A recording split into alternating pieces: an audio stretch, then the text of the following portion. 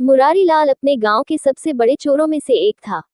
मुरारी रोजाना जेब में चाकू डालकर रात को लोगों के घर में चोरी करने जाता। पेशे से चोर था, लेकिन हर इंसान चाहता है कि उसका बेटा अच्छे स्कूल में पढ़ाई करे, तो यही सोचकर बेटे का एडमिशन एक अच्छे पब्लिक स्कूल में करा दिया था। मुरारी का बेटा पढ़ाई में बहुत होशियार था, लेकिन पैसे के अभाव में 12वीं कक्षा के बाद नहीं पढ़ पाया। अब कई जगह नौकरी के लिए भी अप्लाई किया, लेकिन कोई उसे नौकरी पर नहीं रखता था।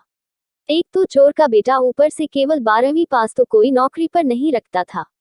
अब बेचारा बेरोजगार की तरह ही दिन रात घर पर ही पड़ा रहता। मुरारी को बेटे की चिंता हुई तो सोचा कि क्यों ना इसे भी अपना काम ही सिखाया जाए। जैसे मैंने चोरी कर करके अपना गुजारा किया, वैसे ये भी कर लेगा। यही सोचकर मुरारी एक दिन बेटे को अपने साथ लेकर गया। रात का समय था, दोनों चुपके चुपके एक इमारत में पहुंचे। इमारत में कई कमरे थे, सभी कमरों में रोशनी थी। देखकर लग रहा था कि किसी अमीर इंसान की हवेली है। मुरारी अपने बेटे से बोला, आज हम इस हवेली में चोरी करेंगे। मैंने यहाँ पहले भी कई बार चोरी की है और खूब माल भी मिलता है यहाँ।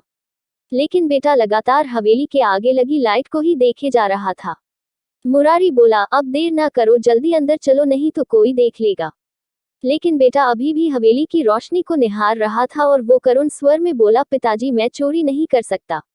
मुरारी, तेरा दिमाग खराब है, जल्दी अंदर चल।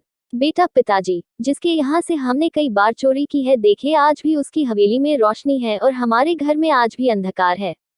मेहनत और ईमानदारी की कमाई से उनका घर आज भी रोशन है और हमारे घर में पहले भी अंधकार था और आज भी।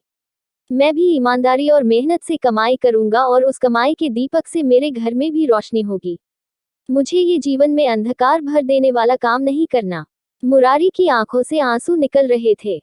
उसके बेटे की पढ़ाई आज सार्थक होती दिख रही थी। शिक्षा, तारांकन। मित्रों, बेईमानी और चोरी से इंसान क्षण भर तो सुखी रह सकता है, लेकिन उसके जीवन में हमेशा के लिए पाप और अंधकार भर जाता है। हमेशा अपने काम को मेहनत और ईमानदारी से करें। बेईमानी की कमाई से बने पकवान भी ईमानदारी की सुखी रोटी के आगे फीके हैं। कुछ ऐसा काम करें कि आप समाज में सर उठा के चल सकें। सदैव प्रसन्न रहिए, जो प्राप्त है पर्याप्त है।